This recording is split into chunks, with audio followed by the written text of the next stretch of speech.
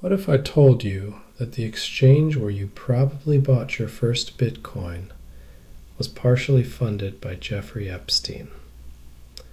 Not a rumor, not a conspiracy theory. This is straight from Department of Justice documents released in early 2026. And Coinbase is just the beginning. Here's what the files show. In 2014, Epstein wired $3 million into Coinbase's Series C funding round, when the company was valued at just $400 million. Tether co-founder Brock Pierce brokered the deal. And Coinbase co-founder Fred Ursum actively sought a meeting with Epstein to close it. But here's what nobody tells you.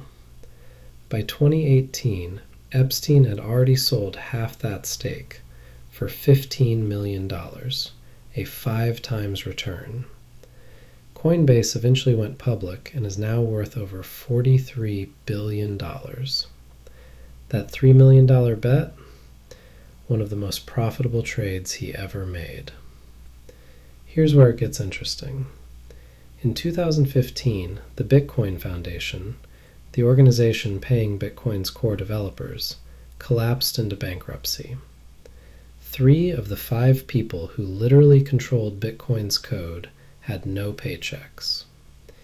Into that vacuum stepped MIT's Media Lab.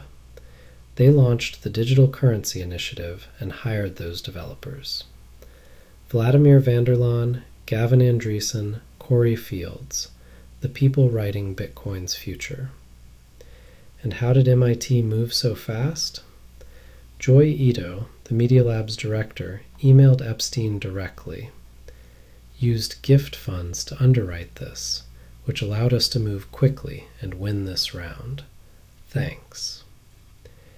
Epstein had donated $525,000 to that exact initiative. One analysis found that 74% of Bitcoin's code was committed after Epstein became the DCI's de facto financial backer. This is the part that changed everything. At the same time, Epstein invested $500,000 in Blockstream, the company building Bitcoin's core infrastructure, through a fund he co-owned with Joy Ito. Blockstream's founders, Adam Back and Austin Hill, were invited to meet Epstein near his island. The email reads, "You will need to fly to St. Thomas." Back now says the fund divested shortly after. Blockstream says it has no current financial connection to Epstein. But the timeline? It's all in the documents. Wait, it gets even bigger. In August 2015, Reid Hoffman, who sat on MIT's advisory board, organized a dinner in Palo Alto. At the table, Elon Musk, Mark Zuckerberg, Peter Thiel, and Jeffrey Epstein. This was months after MIT used his money to absorb Bitcoin's developers. So what does this actually mean?